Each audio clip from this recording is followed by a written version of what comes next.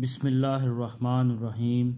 اللہ کے نام سے شروع کرتا ہوں جو بڑا مہربان نہایت رحم کرنے والا ہے۔ سورہ بقرہ آیت نمبر 39۔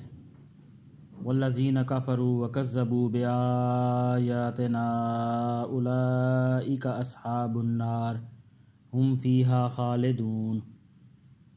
اور جو لوگ کفر کا ارتکاب کریں گے اور ہماری آیتوں کو جھٹلائیں گے وہ دوزخ والے لوگ ہیں جہاں وہ ہمیشہ رہیں گے۔